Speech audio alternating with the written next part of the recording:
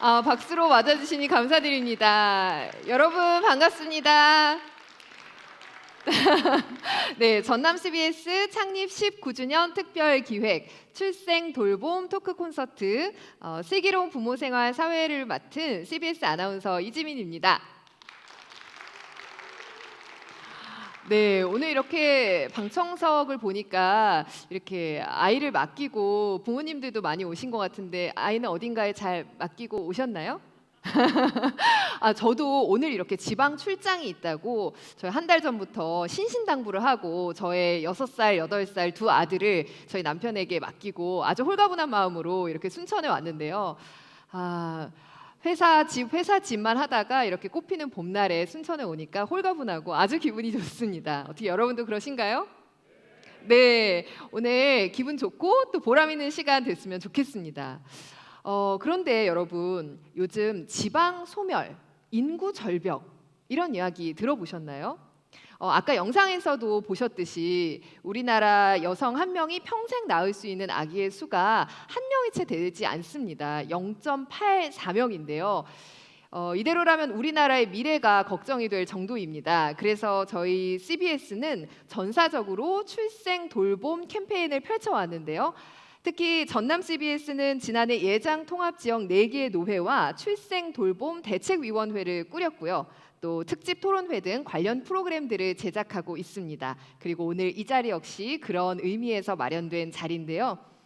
전남 CBS 창립 19주년 특별 기획 출생 돌봄 토크 콘서트 슬기로운 부모 생활, 그럼 시작을 해 보겠습니다. 오늘 세 분의 강연자를 무대 위로 모실 텐데요. 제가 첫 번째 소개해드릴 이 분은 참 수식어가 많은 분입니다. 서울대 공학 박사이면서 작곡가이자 작사자이면서 또 웹툰 작가 일을 하고 계신데 이 수많은 걸 하면서 또 직접 육아까지 하고 계신 분이에요. 오늘 웹툰 작가 닥터베르님이 이렇게 힘든 육아 왜 해야 할까요?를 주제로 저희에게 이야기를 들려주실 텐데요. 또 첫 강연인 만큼 여러분들이 아주 큰 박수로 맞아주시면 큰 도움이 될 것 같습니다. 어떻게 준비되셨나요? 네, 박수로 맞아보겠습니다. 닥터베르님입니다.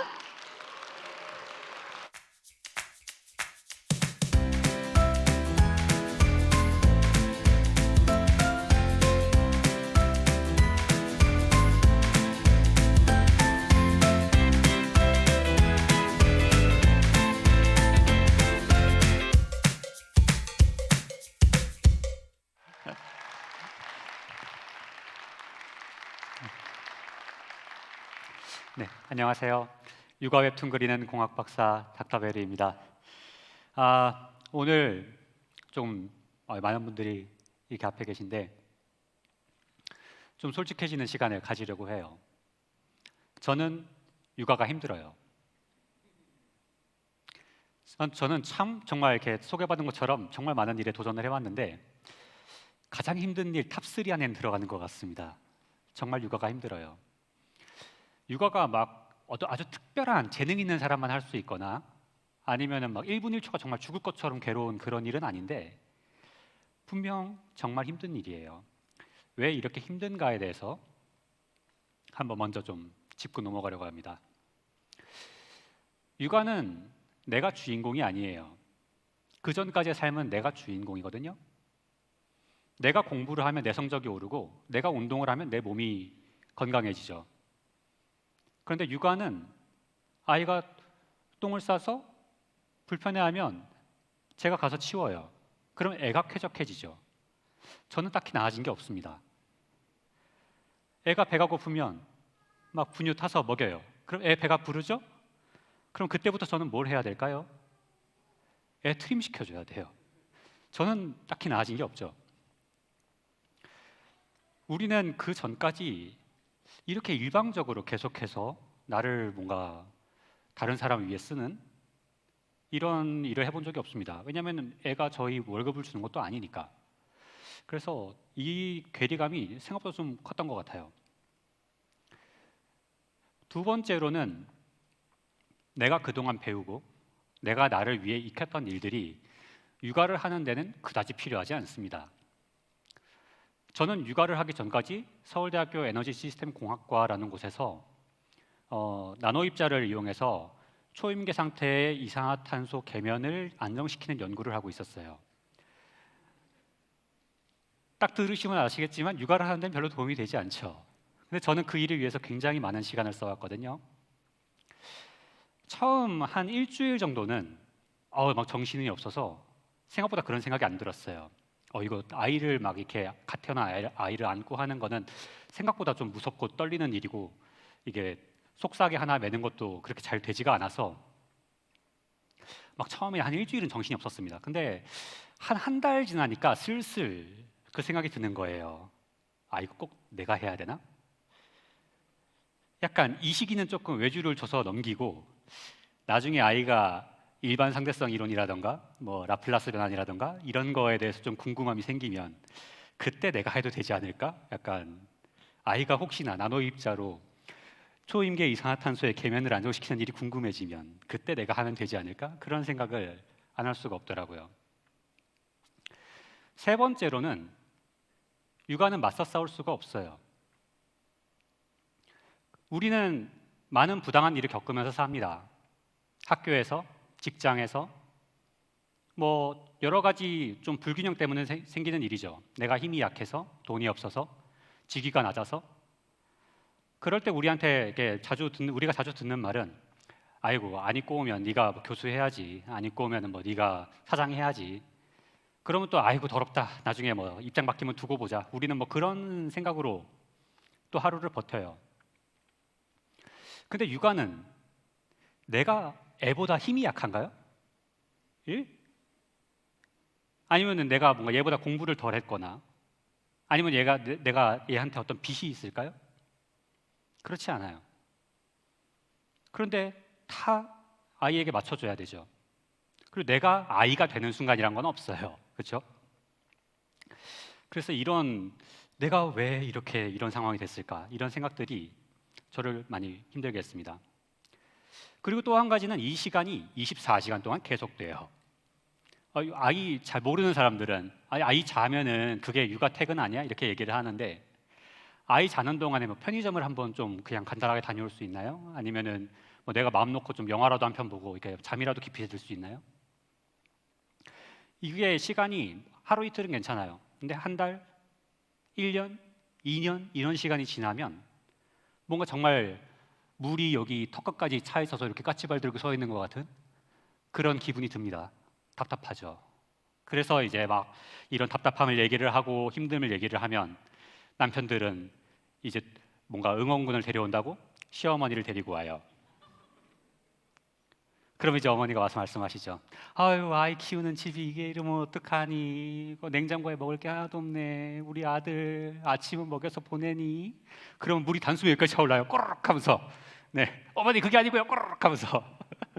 네, 본인이 왜 할 생각은 안 할까요? 참 신기한 일이에요. 그죠?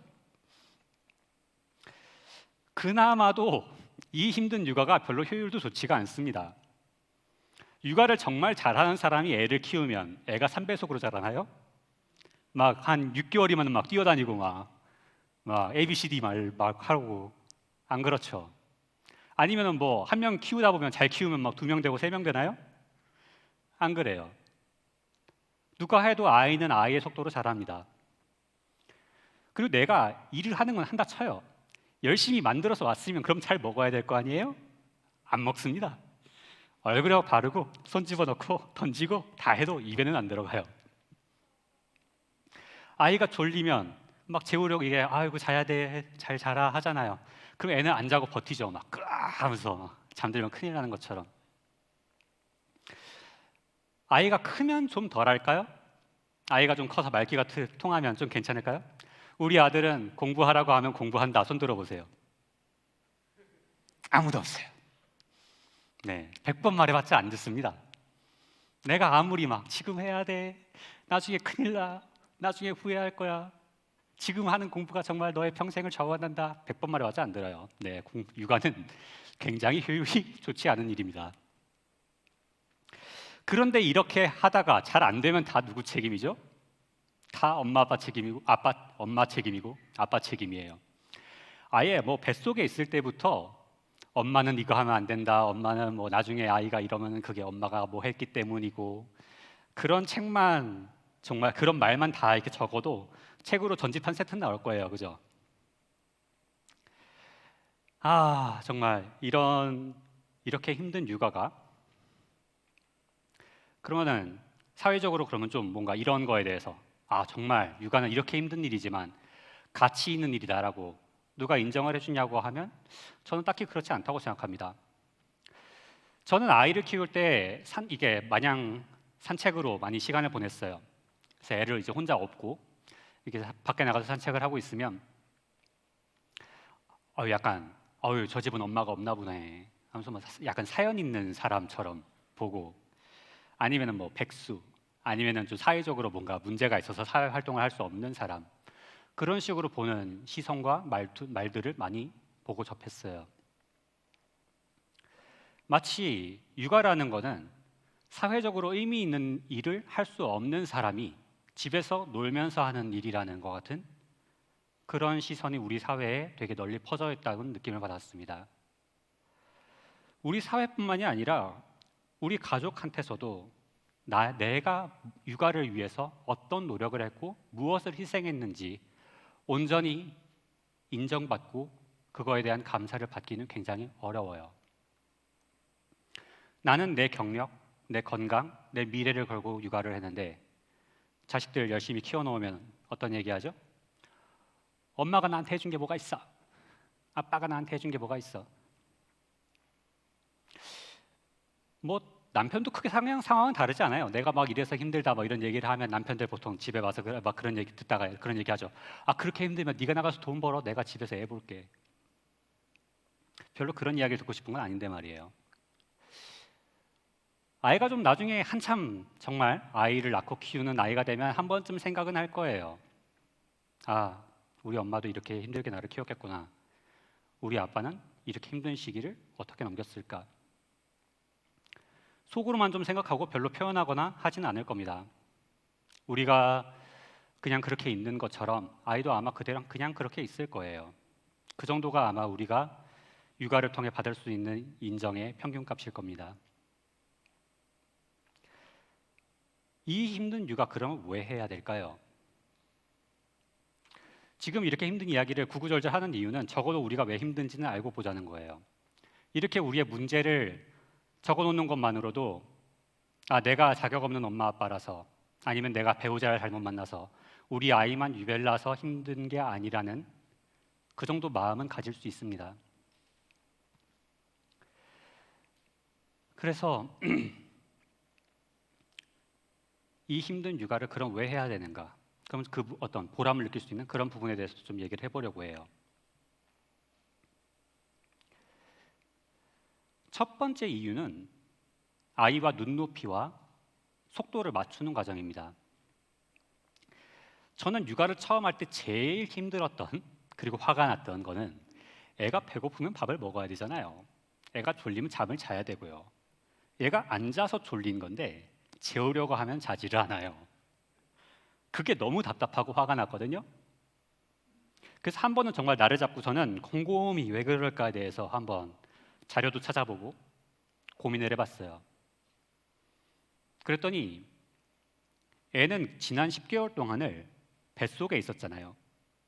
핸드폰으로 치면 충전기에 꽂혀 있는 상태였단 말이에요. 유선으로. 그러니까 배터리가 떨어져 본 적이 없어요. 지난 10개월 동안. 근데 처음으로 세상에 나와서 이제 충전기에서 뽑힌 거죠. 갑자기 배터리가 떨어지기 시작합니다. 왜 그런지 얘는 이해를 하지 못해요. 예전엔 떨어진 적이 없었는데 막 패닉에 빠지죠. 왜 이렇게 기운이 없고 막 네. 잠자는 것도 마찬가지예요. 그 전에는 그냥 따뜻한 깜깜한 그런 곳에 그냥 둥실둥실이 있었죠. 그때는 뭐 눈을 떠도 뭐가 보이거나 하지도 않았고 그냥 적당히 뭐 깜빡깜빡하는 느낌으로 그냥 있었을 거예요. 그런데 밖에 나와서 빛을 봅니다. 세상을 보고 엄마 아빠 얼굴을 보죠. 뭔가 적당히 기분 좋은 날도 있었을 거고 좋아요. 근데 그게 갑자기 어느 순간 깜빡깜빡하면서 막 이게 내가 보려고 하는데도 잘 보이지 않고 갑작스러운 어둠이 찾아왔다가 다시 깜빡깜빡했다가 그게 아이가 어떤 건지 바로 이해를 했을까요? 아, 이게 잠이구나. 이거를 자고 깨야 내가 되겠구나. 이거를 바로 이해할 수 있었을까요? 아이는 세상이 끝나는 것 같았을 거예요. 엄마 아빠가 사라지는 것 같고, 아마도 그 기분은 우리가 수술실에 들어가기 직전의 그런 기분과 굉장히 비슷할 거라고 생각합니다. 그렇게 생각하니까 이것 좀 뭔가 그럴싸한데 하고 아이를 조금 더 이해하게 됐어요. 아이가 조금 컸을 때도 아이가 좀 크면 자기 나름의 지식과 논리가 생기죠. 그리고 뭔가 막 자기 나름의 어떤 고집 같은 것도 생겨요. 그때도 좀 더 이해하기 쉬워졌지만 여전히 이해하기 어려운 부분들은 있습니다. 저희 아이는 갑자기 한겨울에 수영복을 입고 밖에 나가겠다고 했어요. 아무리 말려도 듣지 않았죠. 그게 왜 그럴까가 너무 궁금해서 일단은 그냥 수영복을 입혀서 내보냈어요. 밖에 나가보니까 춥죠.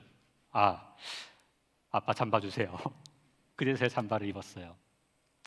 나중에 아이가 조금 더 자란 뒤에 말이 통할 때 그때에 대해서 물었더니 그 전에 여름에 오늘은 물놀이 할 거니까 수영복 입고 나가자.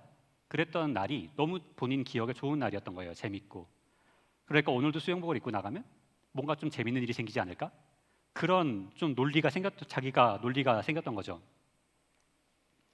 저는 이런 깨달음을 얻은 순간들이 제가 육아를 해야 했던 이유라고 생각해요. 아이의 눈높이에서 얘네 말도 일리가 있구나라고 생각하게 된 거. 그게 정말 저한테는 큰 재산이었습니다.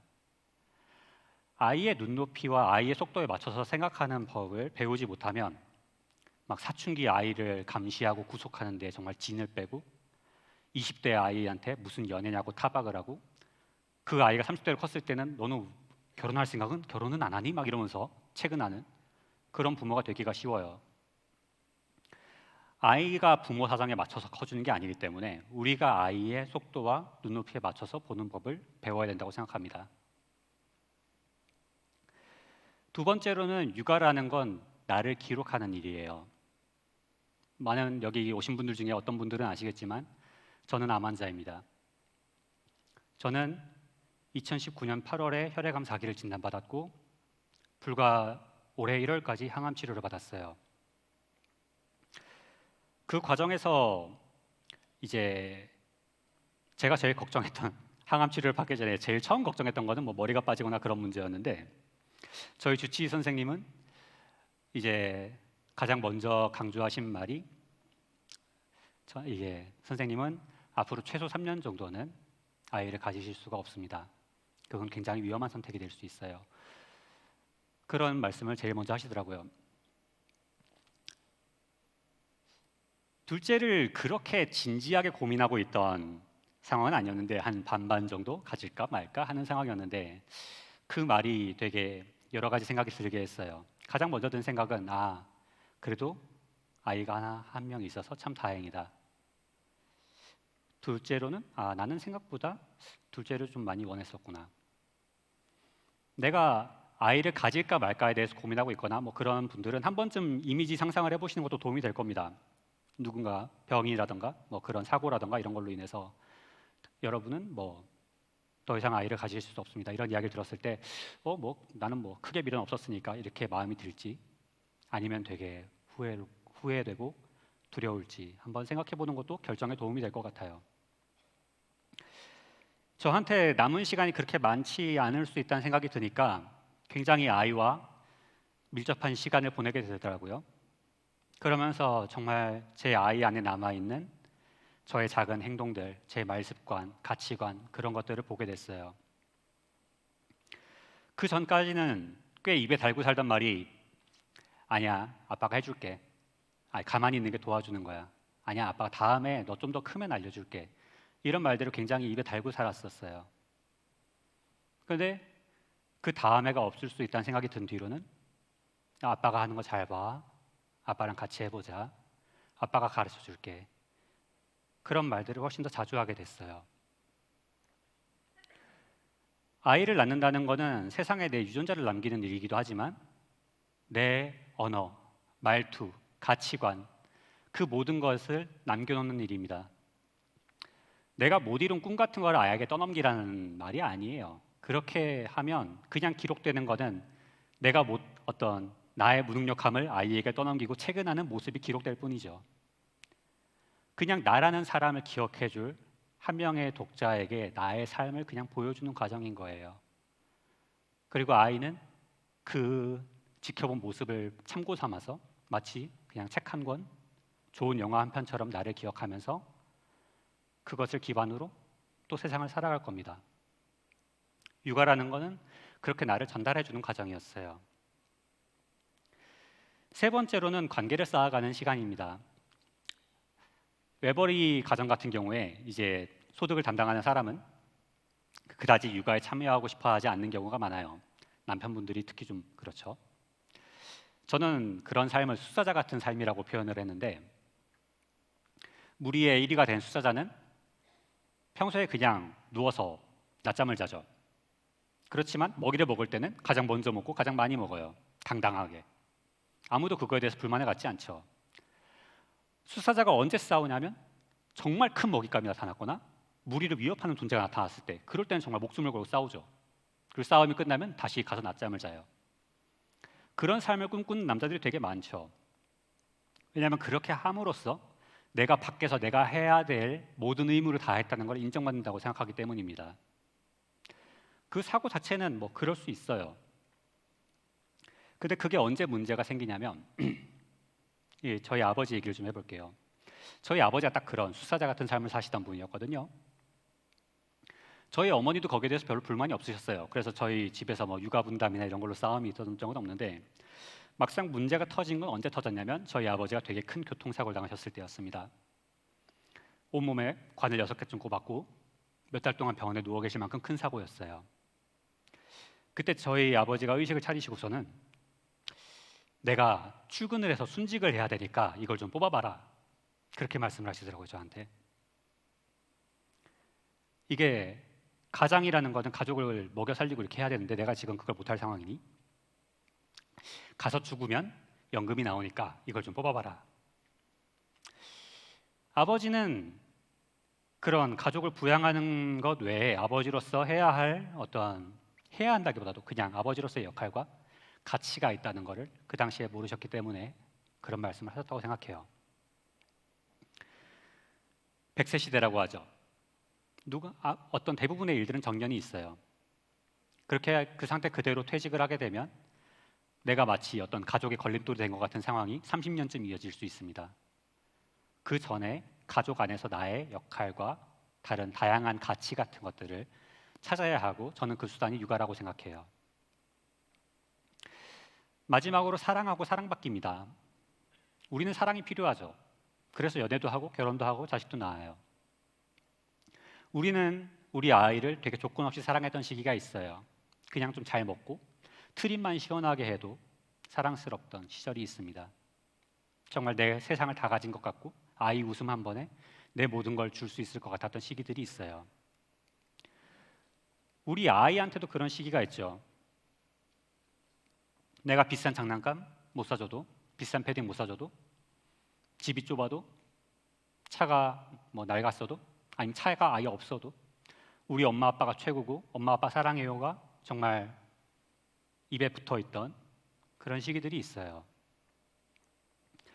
그 시기가 영원할 수 없는 건 우쭈쭈 내 새끼가 아이고 내 새끼 될까 봐 뭔가 막 아이고 잘한다 하다가 지금 이렇게 좀 뒤에 서 있으면 나중에 꼴이 날 때도 맨 뒤에 있어가지고 너무 힘들게 살까 봐, 나처럼 살까 봐 그런 게 두려워서 자꾸 채근하게 되죠. 그리고 우리 아이들도 돈으로 행복을 사는 법, 돈으로 편가르고 사람을 평가하고 이런 것들을 좋든 싫든 배우기 때문에 그런 순간이 영원할 수는 없다고 생각해요. 그렇지만 우리는 그 순간을 기억해야 합니다. 첫 번째 순간을, 우리가 사랑받던 시절은 기억하기엔 너무 어렸죠. 아무도 그때는 기억 못해요. 근데 우리 아이가 나를 사랑하는 시간은 우리가 기억할 수 있어요. 우리는 그 시간을 되게 소중히 하고 기억해야 합니다. 네, 이게 제가 생각하는 우리가 육아를 해야 하는 이유예요. 그리고 기왕 하는 거 좀 잘하고 싶죠. 그래서 몇 가지 팁도 좀 준비해봤습니다. 네, 닥터베르가 제안하는 육아 팁. 첫 번째 거는 감정 대신 행동으로 평가하자는 거예요. 내 감정은 내 것이고 우리 아이의 감정은 우리 아이 것입니다. 그 감정을 가지고 뭔가 벌을 주는 법 같은 건 세상에 없어요. 우리 아이는 화낼 수 있고 억울할 수 있고 짜증날 수 있고 뭐 불평할 수 있습니다. 그건 아이의 자유예요. 근데 아이의 행동은 별개의 문제죠. 뭔가 그만 보고 유튜브 그만 보고 이제 공부하자. 애가 유튜브 끄면서 막 이러면서 꺼요. 그러면 이제 부르죠. 너너너너너너너 잠깐 자리에 앉아봐. 태도가 그게 뭐야? 그럼 막 이제 아이는 막 실랑이를 하게 돼요. 입장을 바꿔서 생각해 봅시다. 갑자기 야근을 하게 됐어요. 갑자기 야근을 하게 돼서 회사에서 한숨을 쉬면서 책상에 딱 앉죠. 하면서 책상에 앉아요. 지나가던 사장님이 그 모습을 봅니다. 너너너너너너 방금 태도가 그게 뭐야? 회사 일이 그렇게 만만한 줄 알았어? 내가 월급을 안 줬어? 야근 수당을 안 챙겨줬어? 막 얘기를 하고 그럼 일하고 있잖아요. 아니 태도가 그게 일을 하기 싫으면 사표 써. 막 이러면서 그러면은 그건 좀 억울하잖아요. 뭔가 일하고 있는데. 예. 그래서 아이가 한 행동은 공부를 해야 한다니까 유튜브를 끄고 방으로 간 거죠. 오케이. 끄기 힘들었을 텐데 끄고 방으로 갔구나. 그렇게 생각하면 훨씬 싸울 일이 좀 줄어듭니다. 네. 그리고 이게 아이와의 관계도 그렇고 뭔가 부부 관계에서도 그런데 내가 더 힘들다고 해서 상대방이 덜 힘들거나 안 힘들어야 될 이유는 없어요. 약간 그 힘든 걸로 약간 배틀을 뜨는 그런 사고는 굳이 뭔가 별로 생산성이 있지가 않습니다. 그냥 나도 힘들지만 너도 힘들구나. 아이고 우리 둘 다 힘든 상황에 있네. 네, 우리 같이 그래도 힘내봅시다. 이 정도로 생각하는 것만으로도 한 싸울 일이 절반은 줄어들어요. 네, 그래서 힘든 걸로 경쟁하지 마시고 그냥 화가 나든 짜증이 나든 각자 할 일을 하면 그냥 하는구나 이렇게 생각합시다. 두 번째로는 우리는 서로 다른 존재고 서로 다른 가치관과 다른 사고 회로와 다른 논리를 가지고 있다는 걸 인정하는 거예요. 남편분들 중에서 게임 좋아하는 분들 많죠. 막 게임기, 그래픽카드 막 노래를 불러요. 그럼 아내는 좀 고민을 하다가 이 사람이 이거에서 좀 힘을 받고 어떤 에너지를 좀 얻어서 좀 가족에도 좀 더 충실하고 회사 일도 좀 열심히 했으면 하는 마음에 게임기를 사줍니다. 그러면서 얘기를 하죠. 뭐 이거 가지고 열심히 해 주면 뭘 열심히 하냐면 게임을 열심히 해요. 밤새도록 눈 뻘개서 다음 날 막 게임 너무 재밌어서 밤을 새더니 회사 가는 게 너무 힘들어 막 이러면서 가요.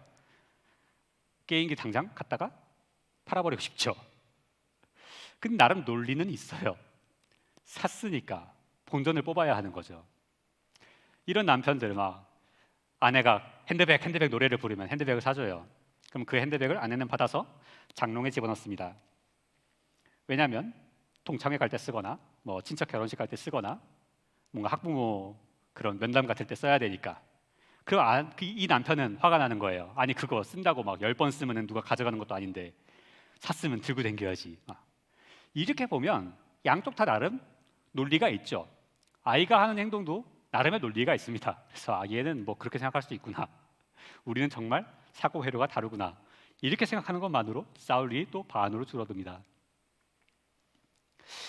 그리고 세 번째로는 좀 내려놓는 거예요. 뭐든지 적당히 잘하는 것은 생각보다 정말 어렵습니다. 결혼정보회사에 다니는 분이 쓴 글에서 봤는데 학벌, 뭐 키, 외모, 재산, 직업, 성격 이런 게 두루두루 괜찮은 사람이라는 거는 정말 찾아볼 수가 없다는 거예요. 차라리 그 중에서도 뭐가 극단적으로 뭐가 돈이 정말 많은 사람, 뭐 외모가 정말 뭐 빼어난 사람 이런 사람들은 있어도 그게 다 두루두루 괜찮은 사람은 일단 숫자도 적고 이미 결혼정보회사에 오기 전에 다 품절됐다는 거죠. 아이들도 그래요. 아이들도 다 두루두루 괜찮은 애들은 잘 없어요. 어느 애는 밥을 잘 안 먹고 어느 애는 말을 잘 안 듣고 어느 애는 떼를 쓰고 어느 애는 핸드폰에 정말 빠져 있고 그래도 우리 애도 나름 장점은 있잖아요. 장점은 좀 크게 보고 우리 애는 그래도 이걸 잘해. 단점은 좀 적당히 아이고 이력서도 한쪽 눈 가리고 보고 그렇게 하는 것만으로 좀 마음이 편해집니다. 다 두루두루 다 잘한다는 것은 생각보다 정말 어려운 일이에요. 그리고 마지막으로 가끔은 정답을 보여주는 시간이 필요합니다. 대화를 할 때요. 저는 이거를 2019년에 제가 도전 만화 막 이런 걸 같이 하느라고 웹툰에 도전하느라고 너무 힘든 시기를 보낼 때 아내와 싸우다 내가 약간 왜 싸우고 있는지를 알 수가 없는 상황이 돼가지고 잠깐 좀 멈추고 당신이 나한테 원하는 말을 얘기를 하면 내가 한번 해줄게. 그리고 내가 원하는 말을 당신한테 할 테니까 당신도 나한테 그걸 한번 해주라. 그걸 꼭 들어줄 필요는 없으니까 우리가 서로 바라는 말이 뭔지는 좀 알고 싸워보자. 근데 아내가 저한테 듣고 싶은 말은 당신 덕분에 내가 힘을 내고 있어. 내가 성공해서 꼭 보답할게. 당신이 있어서 참 다행이야. 뭐 이런 말이 듣고 싶다고 했고, 저는 아내에게 듣고 싶었던 말은 나는 당신이 잘 될 거라고 믿어. 그리고 당신의 어떤 가능성을 믿어. 그냥 그 정도의 말을 전 듣고 싶었어요. 그렇게 얘기하고 보니까 우리 약간 이거 왜 싸웠지? 약간 그렇게 된 거예요. 뭘 그렇게 열심히 싸웠을까? 막 역할 나누고 막 이런 걸 했었는데 막상 그냥 당신 덕분에 열심히 할 수 있었어. 내가 열심히 잘해서 좋은 결과 거둬서 당신한테 보답할게. 그 정도의 이야기를 아내는 원했던 거더라고요. 그래서 때로는 막 전략과 어떤 힘 싸움보다 그냥 솔직한 게 도움이 될 때가 많습니다. 저는 제가 도저히 듣고 싶은 말이 뭔지 모르겠어요. 그러면 남편도 몰라요. 내가 모르는 거를 어떻게 남이 미리 막 관심법 봐봤자 속에 모른다잖아요. 모른다 써 있는데 그걸 어떻게 알고 말해주냐고요. 이건 그래서 내가 아예 말을 못하겠으면 내가 좀 억지 쓰고 있는 걸 스스로 인정을 하든가, 내가 정말 모르겠으면 상대방도 모를 수 있겠구나, 그 정도로 납득을 하면 좀 지내는 게 많이 수월해집니다. 오늘 이것이 준비했던 육아 팁 4가지였습니다. 그래서 오늘 준비한 강의는 여기까지고요. 마지막으로 떠나기 전에 저희 교수님이 제가 박사 학위를 중간에 중단하고 육아를 하러 갈 때 되게 극대노를 하시면서 네가 나가서 노래를 부른데 박사 학위가 필요 없을 것 같아 라고 박사 학위가 도움이 안 될 것 같아 라고 말씀하셨거든요. 그래서 제가 박사 학위를 따고 제일 먼저 한 일이 노래를 쓴 일이었어요. 과연 저희 교수님 말씀이 맞는지 확인하려고. 그래서 이제 몇 가지 노래를 썼었고, 얼마 전에 팀 닥터베르 1집이 나왔습니다. 그래서 타이틀곡, 저희 이제 육아 다음으로 힘든 탈모와의 싸움을 이어가고 있는 저희 형을 위해서 쓴 노래고요. 팀 닥터베르 1집의 타이틀곡 탈모송 여러분께 들려드리겠습니다. 음악 주세요.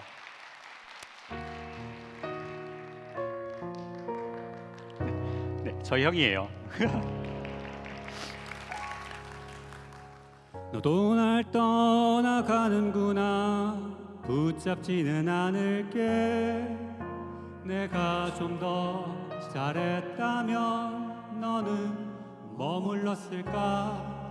이제는 이별도 너무 익숙해서 아쉽지도 두렵지도 않아.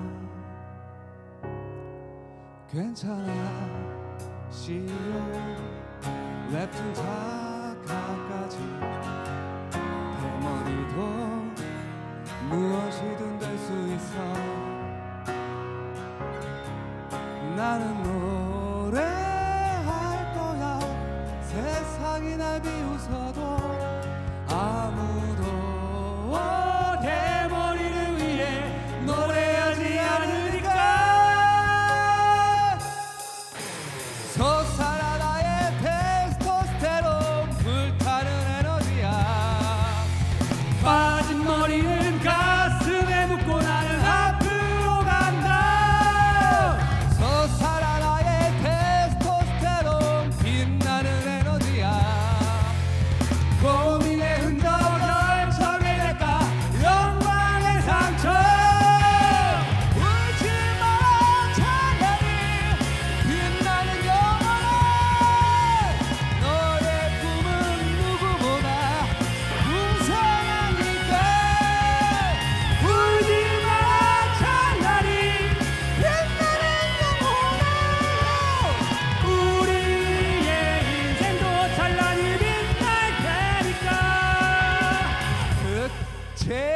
가발 모두 바꿔 Ball can do anything. Ball can be anything. Ball can do anything.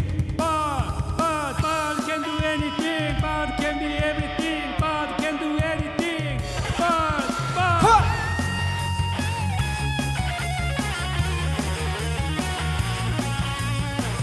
여러분 이거만큼이나 탈모에 젖어서 힘입니다.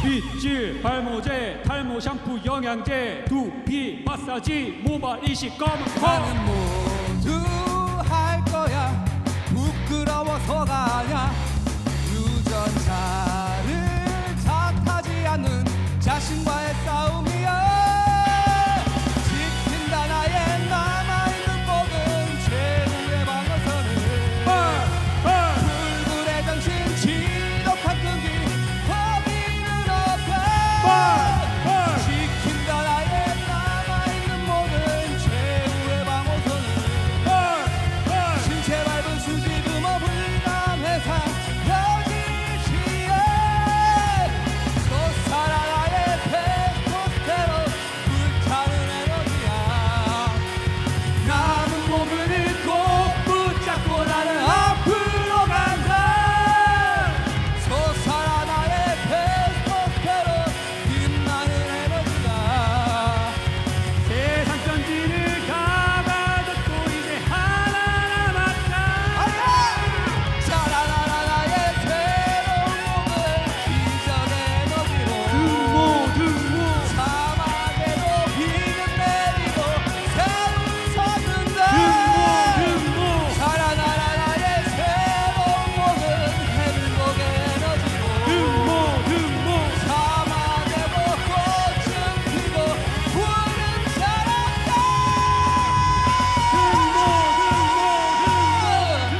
감사합니다.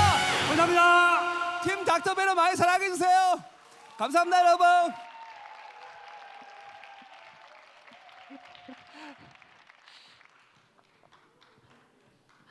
아, 네. 탈모송 어떻게 들으셨나요? 우리나라 천만 탈모인들에게 공감과 위로를 주는 그런 곡이 아니었나 싶습니다. 오늘 이 무대를 위해서 닥터베리 씨의 친형 되시는 분이 서울에서 와 주셨는데요. 이정진 씨에게 다시 한번 박수 부탁드립니다. 네, 닥터베리 씨의 강연이었고 또 본인의 이 경험들이 녹아 있다 보니까 더욱 좀 생생한 강의가 아니었나 싶습니다. 아, 저도 그렇지만 사실은 아이들과 지내는 시간이 늘 즐거울 수는 없죠. 좀 화내고 소리 지르고 사실 저도 합니다. 그리고 나서 밤에 이렇게 천사같이 잠든 아이들의 얼굴의 모습을 보면서 후회하고 내일은 절대 그러지 말아야지 하는데 아침이 되면 또 다시 그런 전쟁 같은 나날들이 반복되기도 하는데요. 그래서 저희가 다음 순서에 부모 교육 전문가를 모셨습니다. 잠든 아이를 보면서 후회할 필요 없이 오늘 이 부모 교육 전문가가 아이들을 긍정적으로 변화시킬 수 있는 그런 구체적이고 실질적인 방법들을 알려주신다고 하는데요. 아이의 생각과 행동을 움직이는 부모의 표현력이 주제입니다. 육아메이트 미호로 유명한 부모 교육 전문가 오연경 박사 함께 만나보겠습니다. 박수로 맞아주세요. 안녕하세요. 육아메이트 오연경입니다. 이렇게 고민이 되는 분들이라면 훈육을 할 때도 눈 맞춤이 안 되면 부모님이 전하는 메시지 전달이 안 되기 때문에 더 자신만만해지고 더 뿌듯해지고 이런 거죠.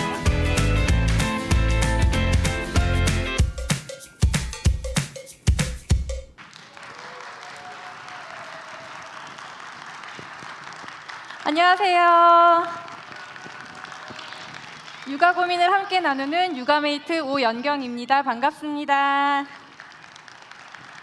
네, 저는 자녀 문제로 고민하는 부모님들을 만나서 아이들의 행동 변화를 이끌어내는 일을 안내하고 있는데요. 네, 한 어머니의 사례를 소개해드리려고 합니다. 이 어머니는 아이가 7살이 될 때까지 무섭게 밥을 먹이셨대요. 잠자리에 누우면 내일은 뭘 먹여야 되지? 이런 고민 때문에 잠들기가 어려웠다고 합니다. 그러던 어느 날 아이가 흰 밥만 보면 구토를 하는 거예요. 너무 안타까운 건 화장실 가서 토하고 엄마한테 혼날까 봐 무서워서 다시 꾸역꾸역 밥을 먹었습니다. 병원에 가도 아무런 이상이 없었고요. 그제서야 어머니는 나에게 뭔가 문제가 있구나 생각하고 저를 찾아오셨는데요. 이 어머니는 왜 이렇게 무섭게 아이에게 밥을 먹인 걸까요? 아이의 체구가 왜소하다 보니까 본인의 어린 시절처럼 친구들에게 좀 따돌림을 당하고 놀림을 당할까 봐 걱정을 했던 것이었습니다. 분명히 사랑에서 출발한 마음이었는데 이 왜곡된 생각에 사로잡혀서 아이를 강압적으로 통제하는 부모가 된 겁니다. 마음에 안 들면 물건을 던지고 때리는 아이도 만났었는데요. 제가 훈육을 시작하자 저를 막 팔에 다리를 붙잡고 저를 때리기 시작했죠. 그 아이의 나이는 5살이었습니다. 부모님 양육태도 검사를 해봤더니 굉장히 아이에게 사랑을 많이 주는 부모님들이셨어요. 사랑을 충분히 표현하는 부모인데 뭐가 잘못된 걸까요? 봤더니 사랑은 충분히 주었지만 아이에게 옳고 그름을 이야기해 주거나 아이가 문제를 느낄 때 이것을 해결해 주는 그런 훈육의 역할은 거의 하고 있지 않았습니다. 우리는 정말 자녀 키우는 게 어려운 것 같아요. 그렇죠? 아이들이 행복하게 잘 살아가기 위해서 부모로서 어떤 역할을 해야 할까요? 정말 어려운 것 같습니다. 제가 오늘 그 얘기를 드리고 싶은데요. 우리 아이들이 사회의 구성원으로서 건강하게 잘 살아나가기 위해서 부모님들이 해야 할 일, 부모의 표현력 3가지를 함께 알아보겠습니다. 그 첫 번째는 바로 자존감을 높이는 표현입니다. 자존감, 자신을 존중하는 마음인데요. 쉽게 얘기하면 나 꽤 괜찮은 사람이야 라고 생각하는 거죠. 근데 나는 괜찮은 사람이라는 생각은 어떻게 만들어질까요? 그 정답은 부모님의 말과 표정에 있습니다. 제가 한번 질문을 드려볼게요. 우리 부모님들 아이한테 하루에 귀여워 이런 얘기 몇 번 정도 하시나요? 한번 손 들어볼게요. 나는 좀 수시로 한다, 많이 하는 편이다 하시는 분. 자녀가 많이 컸다면 내 어렸을 때 한번 생각해 보는 거예요. 수시로 한다. 나는 한 하루에 5번 정도 하는 것 같다. 5번. 나는 한두 번 정도? 또는 바빠서 거의 안 한다 하시는 분 계신가요?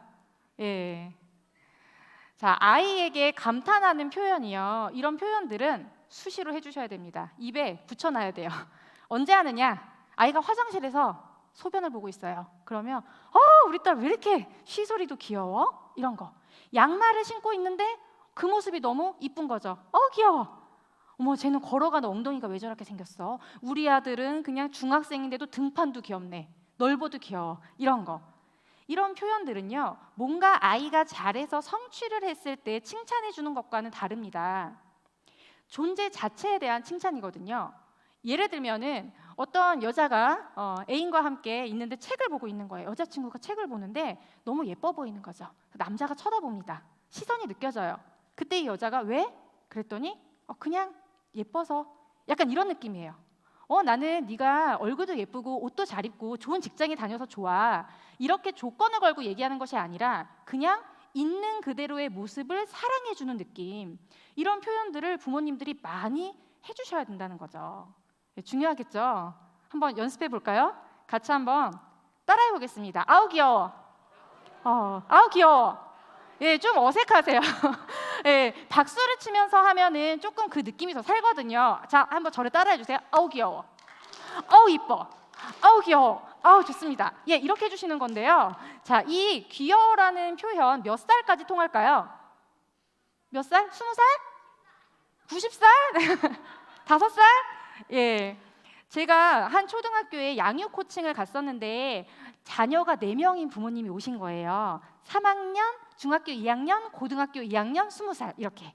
막내 때문에 오신 거였는데 제가 이 귀여워라는 표현이 얼마나 중요한지 열심히 설명을 드렸더니 집에 가셔서 고등학교 2학년 아들에게 한번 해보신 겁니다. 아들 학원에서 이제 데리고 오면서 운전하면서 이렇게 얘기하셨대요. 야, 너 오늘 그거 알아? 뒤에 굉장히 귀여운 애가 타고 있어. 그랬더니 이 아들이 엄마 왜 그러세요? 오글거려요. 이렇게 한 거죠. 우리 엄마는 별로 표현이 없는 엄마였기 때문에 굉장히 용기를 낸 거였는데 아들의 표현에 상처를 받았고 되게 어색하게 야 나도 숙제라서 하는 거야 그냥 그렇게 마무리를 짓고 집으로 왔다고 합니다. 그런데 그날부터 우리 아들이 엄마 주변을 맴돌면서 엄마 숙제 안 하세요? 엄마 숙제하셔야죠. 숙제를 종용하는 사건이 벌어졌다는 거죠. 기다리고 있다는 겁니다. 우리 아이들이요. 너는 존재 자체만으로 소중한 아이고 그냥 쳐다보기만 해도 감탄을 주는 그런 아이란다. 우리 아이 지금 몇 살인가요? 8살, 9살, 14살. 네, 원하고 있습니다. 어른들도 이런 얘기 들으면 너무 좋잖아요. 우리 아이한테 감탄하는 거 조건 없이 많이 해주시면 우리 아이의 자존감이 건강하게 뿌리를 내릴 수 있습니다. 네, 뿌리를 내렸으면 열매도 맺어야겠죠. 열매는 자신감이라고 볼 수 있는데요. 자신감을 잘 높여주는 방법은 이미 잘하고 있는 것을 칭찬해 주는 겁니다. 네, 칭찬 되게 어렵게 느껴지실 수 있는데 제가 쉽게 칭찬하는 방법을 목소리 산타기로 알려드리겠습니다. 다 같이 한번 산을 타보겠습니다. 자, 산에 올라갔다가 내려오는 거예요. 목소리로 같이 한번 해볼게요. 우와! 시작! 오, 너무 좋아요. 이번에는 산 밑에서 위로 쑥 올라갑니다. 쏙! 이번에는 저쪽 암벽에다가 땅 하고 찍는 거예요. 진짜? 시작! 자, 이번엔 산 정상에서 메아리를 부르듯이 외칩니다. 예! 하는 겁니다. 시작! 예! 좋습니다. 자, 이번에 이거를 다 합쳐서 같이 해볼게요. 시작!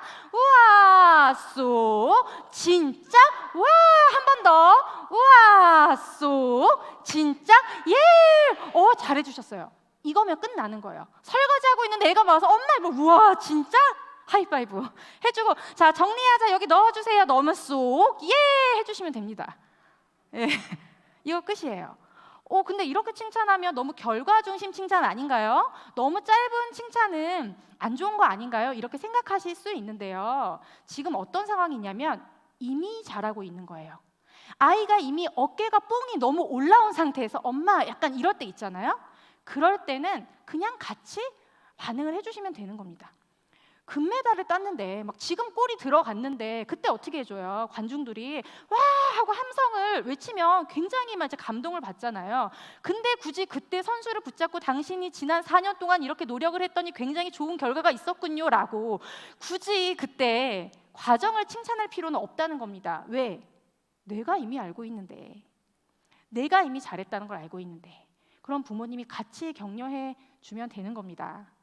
예, 이렇게 존재 자체에 대한 감탄과 아이가 이미 잘하는 것에 대해서 함께 즐거워해 주시고 감동받아 주시고 하시면 우리 아이의 자존감이 뿌리를 잘 내리고 열매를 맺으면서 어떤 문제 상황이 오더라도 나 어떤 사람이야? 꽤 괜찮은 사람이고 문제가 오더라도 나 잘하는 거 많은 사람이기 때문에 스스로 잘 해결하는 그런 아이로 자랄 수 있습니다. 다음은 울음과 짜증을 멈추는 표현이에요. 이거는 이제 훈육에 대한 부분인데요. 훈육은 삶의 방식을 가르쳐 주는 거죠. 우리 아이들이 세상을 잘 살아나가기 위해서는 그 세상의 규칙을 배워야 합니다. 그리고 부모님이 그것을 알려주어야 하는 의무가 있어요. 근데 우리는 알려주고 싶은데 이렇게 부정적인 감정을 아이가 느끼고 있을 때는 뭔가 알려주려고 해도 다 튕겨져 나가서 아이에게 전달이 안 됩니다. 그래서 제가 오늘은 이런 아이들의 부정적인 감정을 멈추는 훈육법을 소개를 해드리려고 하는데요. 그것이 바로 욕구 읽어주기입니다. 욕구 읽어주기는 아이가 짜증내고 화내고 울 때 아이가 원하는 것을 반복해서 말하면서 그 감정을 진정시키고 아이를 집중하게 만드는 거예요. 집중을 한 다음에 우리 부모님들이 이미 알고 있는 많이 공부하셨죠. 우리 육아서 많이 읽었잖아요. 그런 내용들을 적용하는 겁니다. 그런데 이렇게 준비가 안 된 상태에서 여러 정보들을 내가 많이 안다고 해서 아이랑 대화를 시도하거나 하면은 전혀 통하지 않는다는 거죠. 자, 그러면 욕구 읽어주기는 어떻게 하느냐? 예를 들어서 영상을 계속 보고 싶어하는 아이가 있습니다. 이 아이의 욕구는 뭘까요? 너무 쉽죠? 영상을 보고 싶은 겁니다. 그때 부드러운 목소리로 내일 보여줄게. 많이 봤잖아. 이렇게 얘기하면 아무리 목소리를 부드럽게 하더라도 아이의 욕구와 반대되는 거죠. 결국 못 본다는 얘기구나. 아이의 감정이 진정될 수가 없는 거죠. 그러면 이때 어떻게 해야 돼요? 아이고, 뽀로로 더 보고 싶어? 뽀로로 더 보고 싶어? 뽀로로랑 크롱이랑 같이 놀이하는 거 보고 싶다는 거야? 연령이 높으면 게임 더 하고 싶니? 아이가 원하는 것으로 말을 걸면서 일단 시작을 하자는 겁니다. 동생을 때린 아이면은 어떻게 욕구를 읽어줘야 될까요? 동생 때리고 싶었어? 어때요? 동생 때리고 싶니? 네. 아이들도 다 알거든요. 때리는 거 나쁜 거라는 거 아는데 동생 때리고 싶니? 아, 나 그런 아이라고? 더 화가 나겠죠. 그 순간에 아이의 욕구가 무엇일까 보는 거예요. 장난감 혼자 갖고 놀고 싶어? 이거 네 장난감인데 동생이 와서 방해된다고 느껴지는 거야?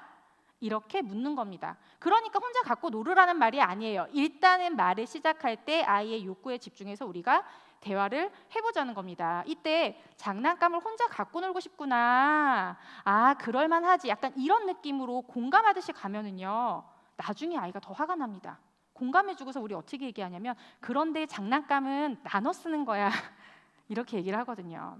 그래서 저는 상담사처럼 이야기하는 것이 아니라 기자처럼 욕구 읽어주기를 해라 이렇게 말씀드려요. 그냥 사실만 확인하는 겁니다. 동생 없이 장난감 혼자 갖고 놀고 싶은 거지? 동생이 옆에 안 왔으면 좋겠지? 이거 가지고 혼자 방에 들어가서 놀고 싶은 거야? 그렇게 하라는 것이 아니라 그 사실만 확인을 하는 거죠. 기자처럼. 그래서 저는 그 목소리를 훈육의 목소리 10단계로 설명을 드리는데요. 1부터 10까지 있습니다. 훈육은 가르치는 것이기 때문에 즐겁게 가르칠 수도 있어요. 똑같은 메시지를. 오늘은 이제 단호하게 가르치는 부분을 제가 말씀드리는 건데 4, 5, 6의 목소리로 가르치는 겁니다. 1, 2, 3은 부드러운 거. 예를 들면 예능 같은 거. 예능처럼 즐겁게 아이랑 가르치는 거예요. 그럼 4, 5, 6은 뭐냐? 시사 프로그램 같은 겁니다. 좀 진지하게 중요한 느낌으로, 화내는 게 아니죠. 중요한 느낌으로 아이랑 대화를 할 수 있어야 돼요. 그러면 7, 8, 9는 뭐냐? 똑같은 시사 프로그램인데 뭔가 이번 주 주제는 훨씬 더 무겁고 그런 느낌이면 진행자가 어떻게 얘기를 할까요? 더 그런 무거운 느낌으로, 더 중요한 느낌으로 진행을 하겠죠. 그런 느낌으로 아이랑 대화를 하는 겁니다. 그럼 10은 뭐예요? 막장 드라마. 막 엄마도 아빠도 소리 지르고 막 감정 조절 안 되고, 이건 제가 훈육이라고 하지 않고 화육, 화육이죠. 그래서 그 아이의 반응에 맞춰서 우리가 목소리를 표현하는 겁니다. 오늘은 저와 함께 4, 5, 6 단계에 맞춰서 한번 목소리 표현을 해볼 거예요. 저를 따라해 주세요. 더 놀고 싶어? 너무 부드러우십니다. 화내는 건 아니에요. 하지만 중요한 느낌, 내가 뭔가 중요한 회의를 이끌어가는 느낌이다 라는 생각으로 더 놀고 싶어? 그렇죠. 두 번째 줄 해볼게요. 퍼즐 완성한 다음에 자고 싶은 거야? 네.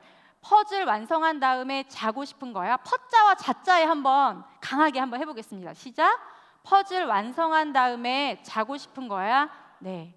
천천히 목소리를 낮게 하는 연습들을 해주면요, 애가 약간 분위기에서 뭐지? 우리 엄마 아빠 조금 다른데? 이렇게 느끼게 되죠. 퍼즐 완성한 다음에 자고 싶은 거야. 아이가 혹시 울면서 듣지 않으면 그때는 반대로 자극하기를 합니다. 아, 퍼즐 완성 안 하고 싶은 거니? 협박이 아니고요. 그냥 확인하는 거야. 안 하겠다는 거야? 아니야. 아, 그래? 그럼 퍼즐 완성한 다음에 자고 싶다는 거야?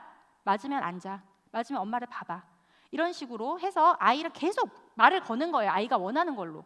그래서 아이가 집중을 하면 따라해 보겠습니다. 엄마도, 아빠도. 네. 아이가 집중했을 때 그런데 지금 시간이 너무 늦었잖아. 그럼 다시 으악 이렇게 되는 거죠.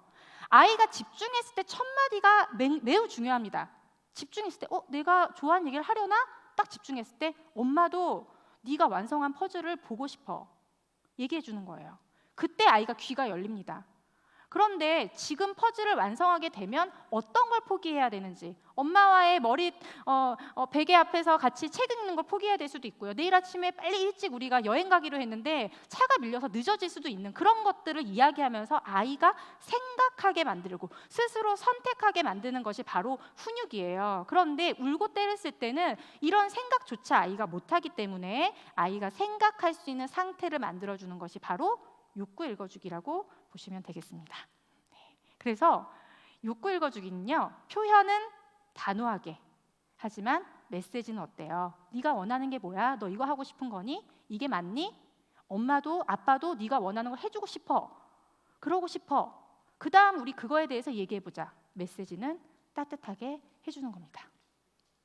자, 이렇게 메시지는 따뜻하게 자존감을 높여주는 대화도 해주시고요. 아이의 욕구에 맞춰서 대화를 해주면 우리 아이들이 잘 자랄 수 있을까요? 네, 중요한 게 한 가지가 남아 있습니다. 결국 우리 아이가 이런 것들을 바탕으로 스스로 문제를 해결하는 능력을 계속 연습을 해줘야 돼요. 그래서 제가 마지막으로 오늘 말씀드리고 싶은 부모의 표현력 하나는 바로 생각하고 행동하는 아이로 키우는 표현입니다. 아이가 스스로 행동하기 위해서는 동기를 자극해야 되는데요. 내적 동기, 외적 동기를 키우는 말을 배워볼 거예요.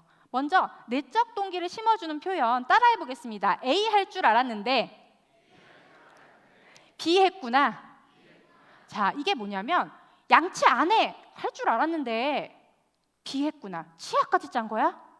자, 이 목소리를 4, 5, 6으로 해야 될까요?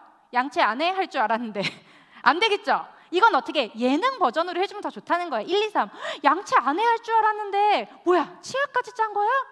이야 예 해주는 거죠. 5살에는 시금치를 못 먹었는데 뭐야 6살은 다 먹잖아. 시금치 어디 간 거야? 엄마가 먹으려고 그랬는데 누가 다 먹은 거야? 이런 식으로 엄마는 항상 몰랐어야 돼요. 이거를 부모님은 난 네가 못할 줄 알았는데 이렇게 됐어. 얘는 항상 과거에 얘는 지금보다 못난 애였어야 돼. 지금 점점 성장하고 있어야 돼요. 그래서 아이의 내적 동기, 내가 잘하고 있고 점점 성장하고 있구나. 이것은 아이들의 발달적인 본능이기 때문에 그것을 우리가 확인시켜 줄 때 아이들의 내적 동기가 자극됩니다. 그런데 내적 동기만 계속 이렇게 너가 형아가 되고 있어, 너가 성장하고 있어 하면 지치죠. 우리 월급 안 받고 계속 일할 수 없습니다. 열정만 가지고 일하는데 한계가 있어요. 외적 동기를 심어주는 표현도 같이 들어갔을 때 훨씬 더 효과가 좋아집니다. 같이 따라해 보겠습니다. A를 했더니 B가 좋아졌구나. 숙제를 미리 하니까 엄마 잔소리가 없어졌네? 엄마 잔소리 어디 갔어? 네가 없앴니? 얘기하면서 야 미리 하니까 이렇게 좋은 일이 있구나. 동생이랑 간식을 사이좋게 나눠 먹는 모습을 발견했다면 그 순간 뭐야 이렇게 간식을 나눠 먹는 거야? 엄마 전화기 갖고 와. 새벽 배송으로 2박스 시켜야겠어. 이렇게 하면서 내가 어떤 바람직한 행동, 사실 이게 내가 좋아서 했을 수도 있고 억지로 했을 수도 있거든요. 하지만 그 행동을 했을 때 구체적인 내가 좋아하는 보상들이 따라오는구나. 그럼 아이는 그때부터 이렇게 생각하죠. 아, 숙제 미리 할까? 이거 뭐 동생하고 한번 나눠 먹을까? 생각을 하기 시작하면서 내가 경험했던 걸 떠올립니다. 나에게 어떤 것이 더 만족감을 줬었는가? 나에게 만족감을 줬었던 그 행동들을 아이가 점차 선택하게 되는 거죠. 그래서 내적 동기는 성취감을 주고요. 외적 동기는 구체적인 이득을 아이에게 주면서 계속 동기를 강화시켜 나가면서 실제적인 행동으로 우리가 바꿔주는 겁니다. 제가 처음에 흰밥이 두려운 아이 얘기했었는데 기억나시죠? 네.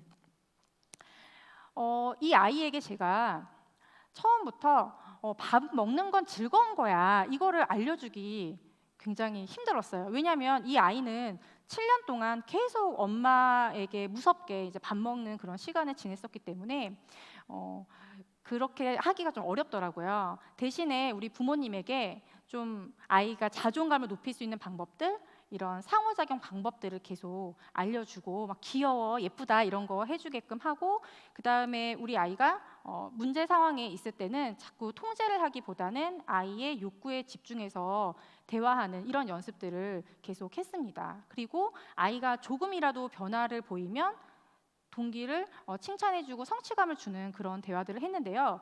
이 어머니께서 굉장히 표현이 없는 애정성이 낮은 부모님이었어요. 그러다 보니까 제가 처음에 그 상호작용 방법을 귀여워 이런 거 알려드렸을 때 너무 좀 못하겠다. 그리고 우리 아이한테 좀 너무 유치한 것 같다. 이런 말씀들을 하셨거든요. 그런데 더 이상 갈 곳이 없는 거예요. 우리 부모님이 이제 너무 힘들었었기 때문에 지푸라기라도 잡는 심정으로 오셨었거든요. 그래서 그냥 한번 속눈썹 치고 해본 겁니다.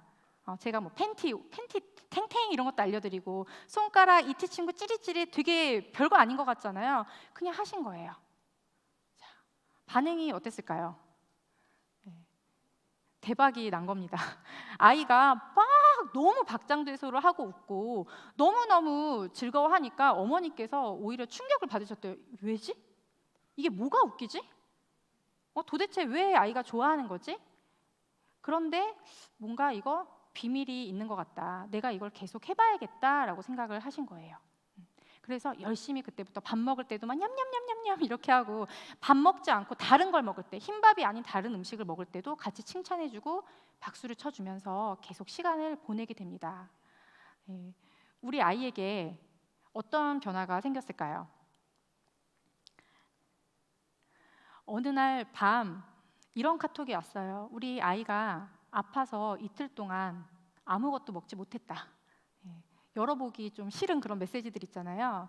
예, 근데 제가 누르니까 눌러보니 반전이 있더라고요.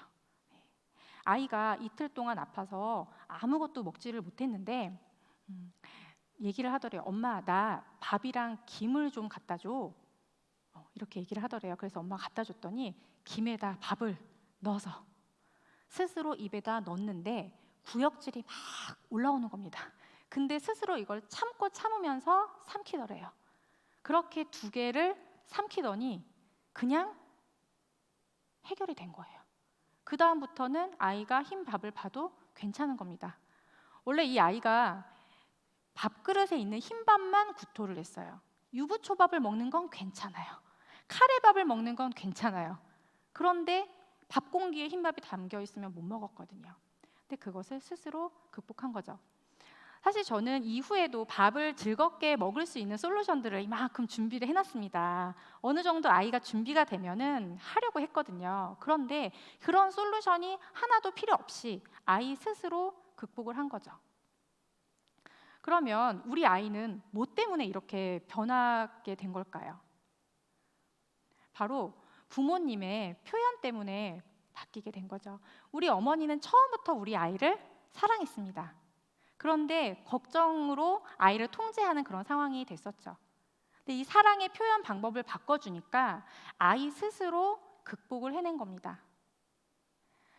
우리 부모님들 오늘도 울고 떼쓰는 아이를 보면서 우리 애 저거 어떡하나, 언제 어떻게 이거를 고쳐야 될까, 이런 고민들 많이 하실 텐데요. 부모님이 아이들이 원하는 방식으로 아이들 발달에 맞게 우리가 사랑을 표현해주면 아이 스스로 이것을 극복해 나갈 수 있습니다. 제가 오늘 부모님의 사랑을 표현하는 방법 3가지를 알려드렸는데요. 꼭 이 실천하셔서 행복한 육아, 진정한 행복한 육아를 경험해 보시기 바라겠습니다. 감사합니다. 네, 정말 오늘부터라도 당장 실천해 볼 수 있는 실전 팁들을 알려주신 오연경 박사님께 다시 한번 큰 박수 부탁드립니다. 네, 고맙습니다. 분명 아이를 키우는 일은 정말 힘든 일이지만 그렇다고 마냥 지치는 일만은 아니죠. 아이가 함께 존재한다는 것만으로도 저희에게 큰 기쁨과 행복을 주는 것도 사실인데요. 이번에 만나볼 분이야말로 요즘 아이들로부터 정말 가장 큰 기쁨을 느끼고 있는 분이 아닐까 싶습니다. 이제는 배우라는 이름 못지않게 민준이, 예준이, 민서의 아빠로도 친숙한 배우 신현준 씨. 특히 딸 사랑이 대단한데요. 이제 11개월이 된 딸을 위해서 무려 배우자 기도를 시작했다고 합니다. 네, 쉰둥이가 되고서야 깨달은 지상 최고의 선물, 박수로 만나보겠습니다.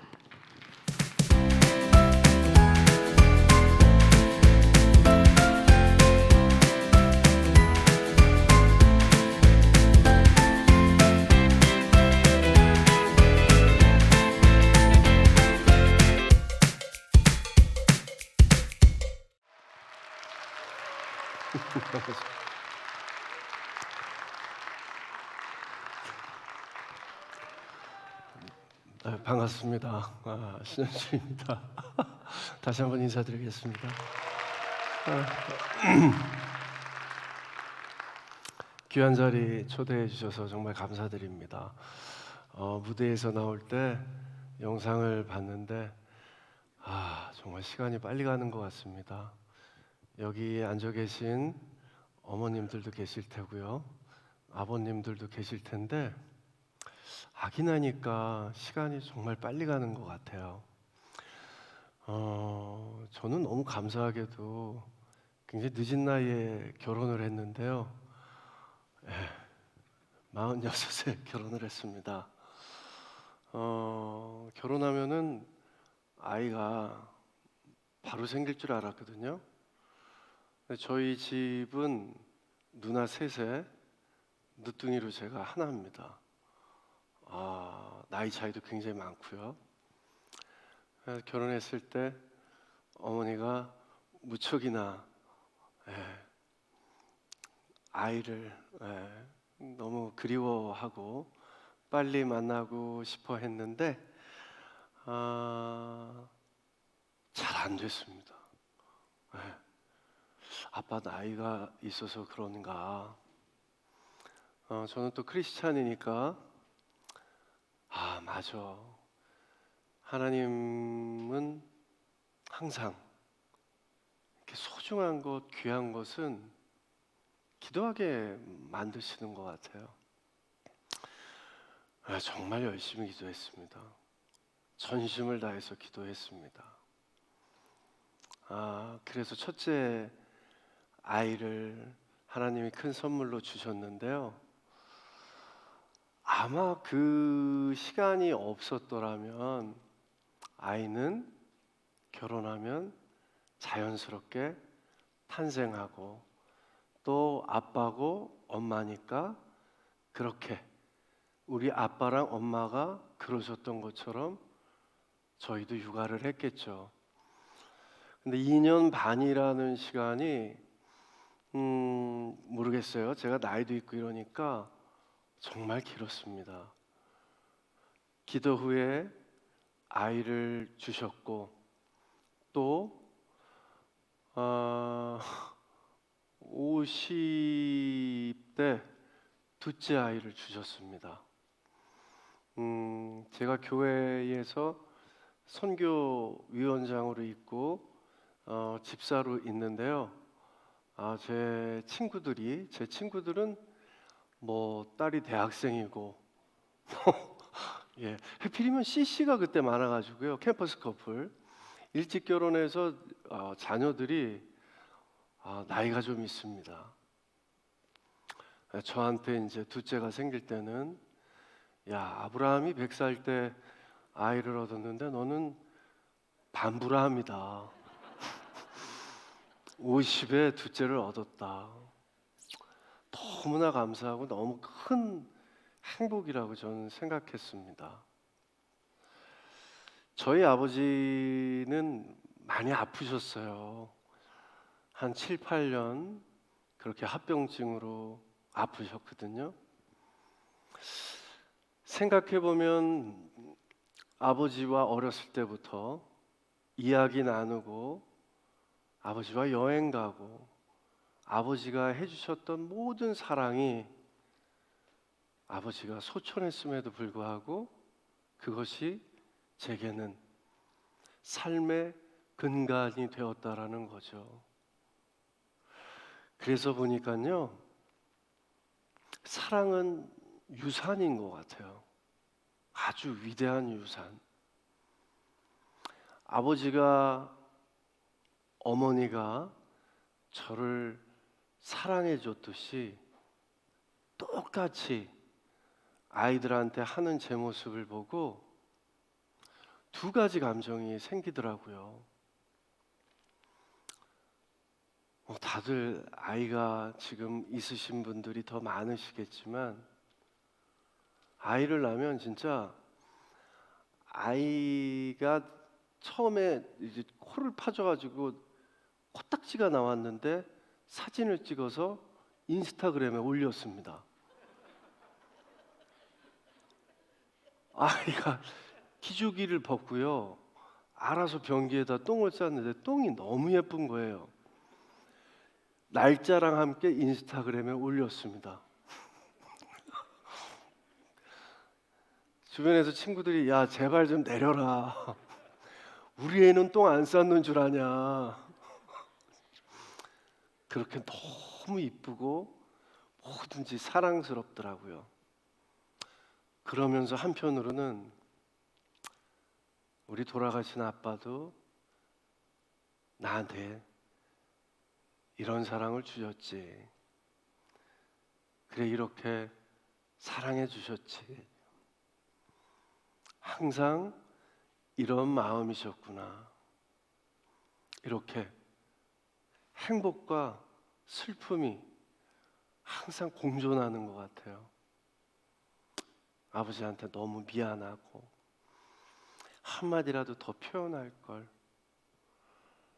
한 번이라도 더 손을 잡아 드릴 걸, 한 번이라도 더 안아 드릴 걸.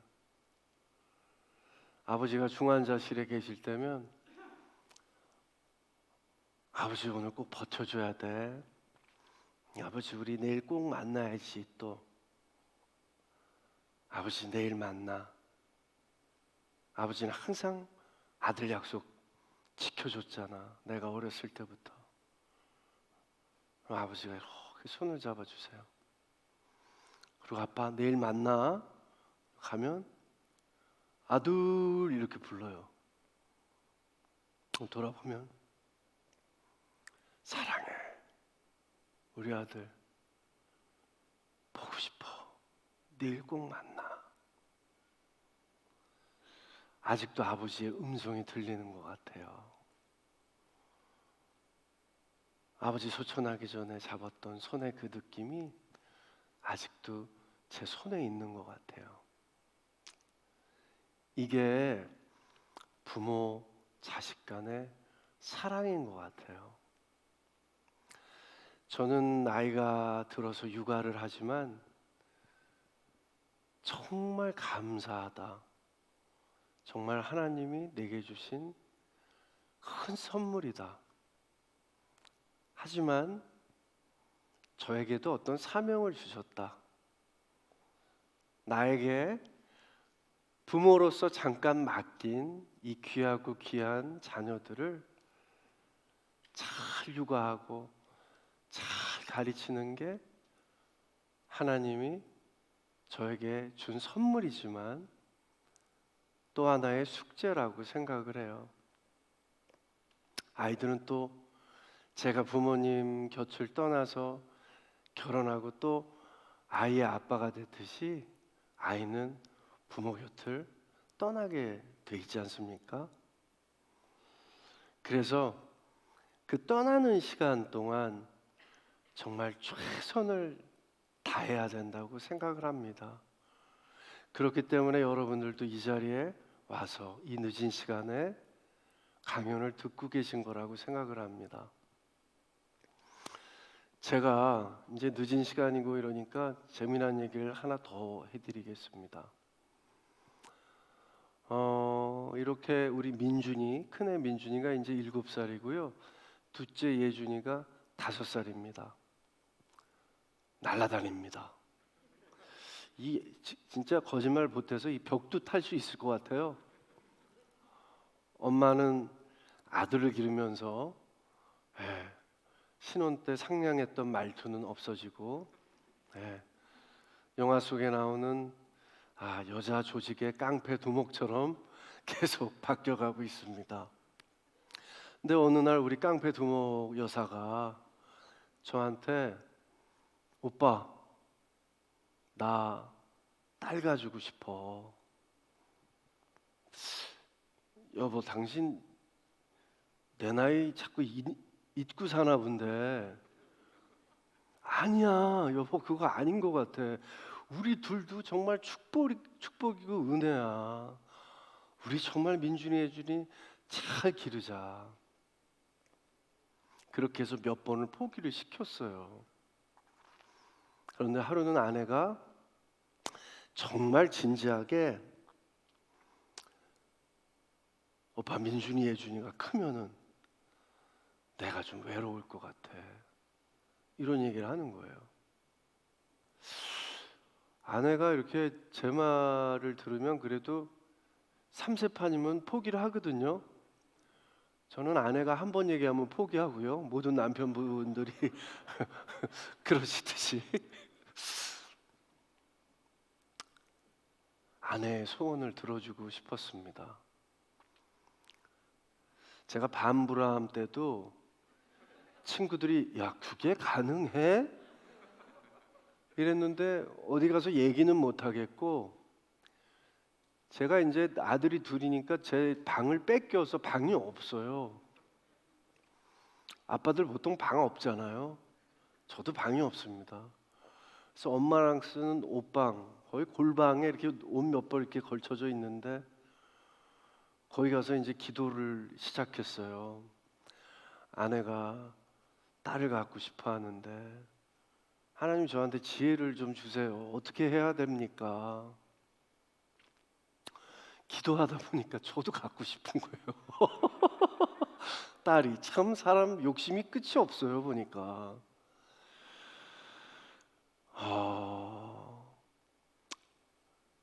그래. 아내랑 저녁을 먹고 민준이, 혜준이 재우고 여보, 내가 당신 소원이 딸을 갖고 싶다라는 거였는데 내 나이 때 절대 안 될 수도 있고 근데 만약에 하나님이 주셨어 셋째를 아들이면 당신 더 깡패 될 거 아니야. 지금도 당신 무서운데 나 아들 셋 낳으면 나 진짜 너무 무서울 것 같아. 그랬더니 아내가 만약에 아들이어도 건강하기만 하면 나는 고맙습니다. 이렇게 얘기를 하는 거예요. 그래서 이제 열심히 새벽마다 기도를 했죠. 나이도 있으니까 건강검진도 받고 정말 기적처럼 셋째가 생겼습니다. 정말 전 하나님이 셋째를 그렇게 주실지 모든 기도가 응답되지는 않잖아요. 기도라는 게 항상 기간이 있습니다. 제가 원하는 때가 아니라 항상 하나님이 어떤 시간을 통해서 저를 연단하고 깨닫게 해주시고 감사를 알게 해주시고 그런 다음에 보통 이렇게 기도를 들어주시는데 의외로 빨리 응답이 온 거예요. 그래서 더 불안했습니다. 아들 주신 거 아니야. 아들 주신 거 아니야. 근데 아내가 이제 배도 이렇게 불러오고 그래서 처음으로 초음파 검사실에 들어갔는데요. 아내가 이렇게 들어가면은 간호사 선생님이 카텐을 닫아주시고 아빠분 들어오시라고 그래서 모니터로 이렇게 초음파 검사하는 걸 보게 해주시거든요. 핸드폰으로도 절대 촬영 못하게 하시더라고요. 근데 저도 이렇게 열심히 보는데 아내가 갑자기 오빠 봤지 고추 봤지 이러는 거예요. 그래서 이러고 보니까 뭔가 조금 이렇게 있는 것 같아요.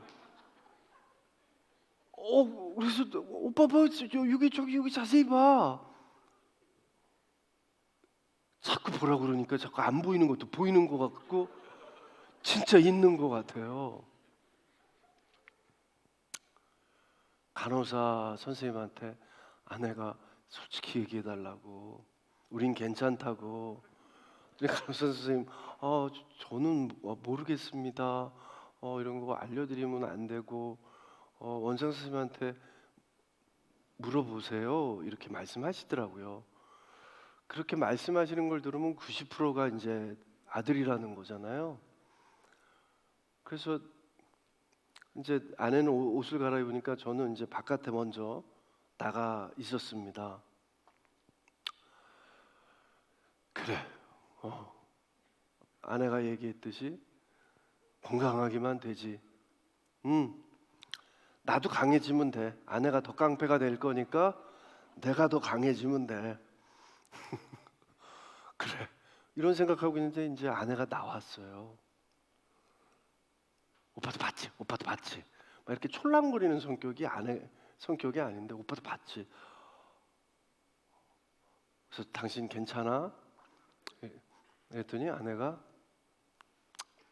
건강하면 된다고 우리 감사하게 생각하자고 그리고 손을 잡고 이제 원장 선생님 방에 가는데 진짜 걸어서 한 2분 거리도 안 됩니다.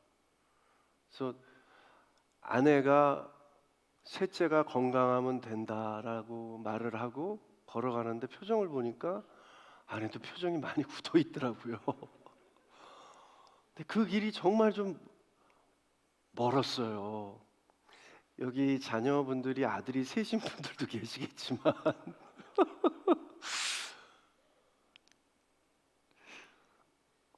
그 길이 요만한 그래도 소망?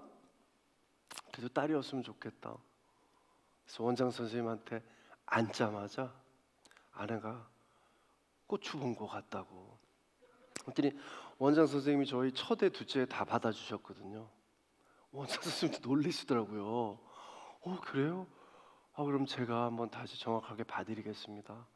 그리고 이제 아내가 똑같이 들어가고 카텐 닫고 모니터를 이렇게 보는데 이제는 뭘 갖다 대도 저는 제 눈에는 다 고추로 보여요.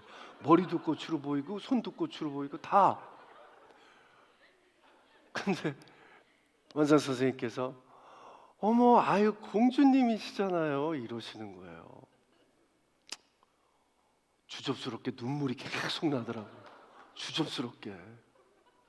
그래서 원장 선생님 나오면 창피할 것 같아서 눈물을 닦고 이랬는데 아내랑 원장 선생님도 주접을 떨고 있더라고요. 선생님도 좋으셨나 봐요. 그러면서 이제 아내랑 뭐 건강 체크, 뭐 몇 개월이니까 뭐 빈혈제 뭐 먹고 이게 들리질 않더라고요. 너무 감사해서 기도했습니다. 그러면서 우리 뱃속에 있는 딸아이한테 뭐를 해줄 수 있을까? 비록 다른 아빠들보다는 우리 딸 이름이 민서거든요. 민서를 늦게 만났지만 아빠가 뭘 해줘야 될까? 더 건강해야 되겠다. 더 많이 사랑해줘야 되겠다. 그래서 제가 이렇게 저희 일이 뭐 끝나면 회식하고 전 술 잘 못하거든요. 소주 3잔 마시면 다음 날도 힘들고 그런데 저 교회 집사라서 저 술 안 합니다. 이러면은 선배님들이 나 교회 권사야 안 자네. 뭐 이러니까 뭐 그거 핑계 삼아서 한두 잔 먹고 항상 죄책감을 느끼면서 스스로 위안을 삼았던 것 같아요. 하나님이 주신 일 중에 회식도 있고 이러니까 술 먹고 이거 봐주세요 맨날 이렇게 위로하고 자위했던 것 같아요. 딱 그날 하나님 정말 감사합니다. 제가 술 끊겠습니다. 그리고 뱃속에 있는 저 딸한테 아빠가 너무 감사해서 아빠가 더 건강히 너를 비록 아빠는 54세 만났지만 더 열정적으로 24세 만난 아빠처럼 사랑해 줄게. 지금까지 그 약속을 지키고 있습니다.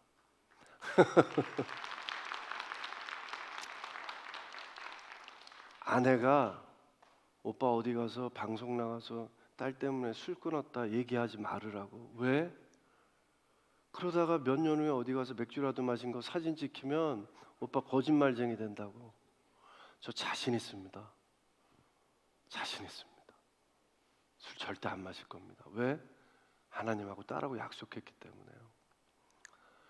제가 이 얘기를 왜 하냐면요. 육아를 하다 보니까 제가 테이프보다 정말 앞에 와서 서 있었네요. 이게 조명이 더 나은가요? 네. 코가 더 커 보이는 것 같아서 그냥 여기서 하겠습니다. 우리 아빠랑 우리 엄마가 사랑해줬던 때는 어떤 공식이나 이유가 없었던 것 같아요. 저는 누나 셋의 늦둥이라고 초반에 말씀을 드렸잖아요. 엄마 품에 이렇게 엎혀서 도시락을 싸는 엄마 등이 아직도 너무 그립습니다.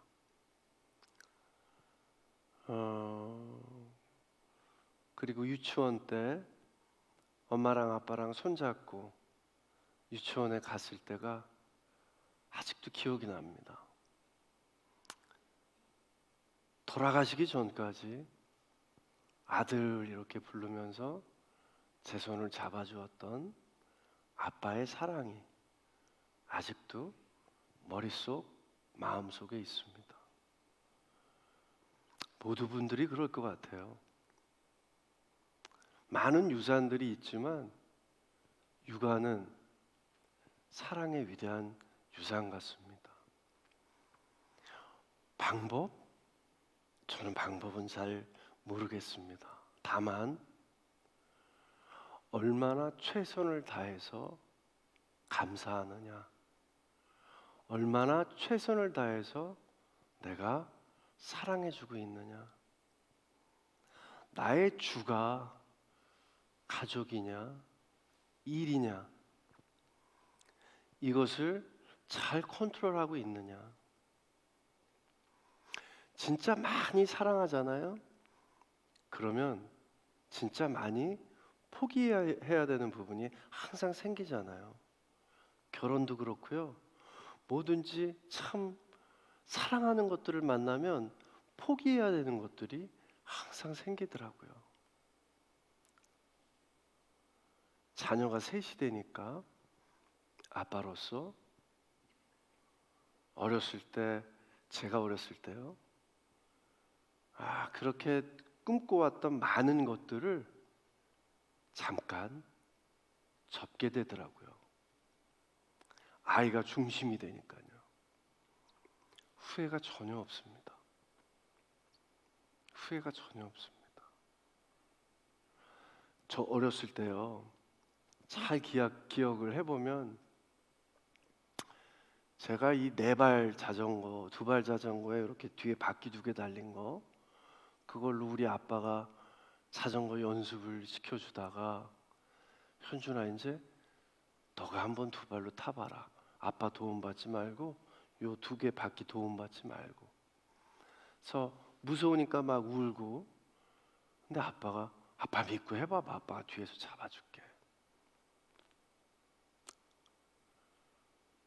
어느 날 바퀴를 떼고 잡아줬던 아버지가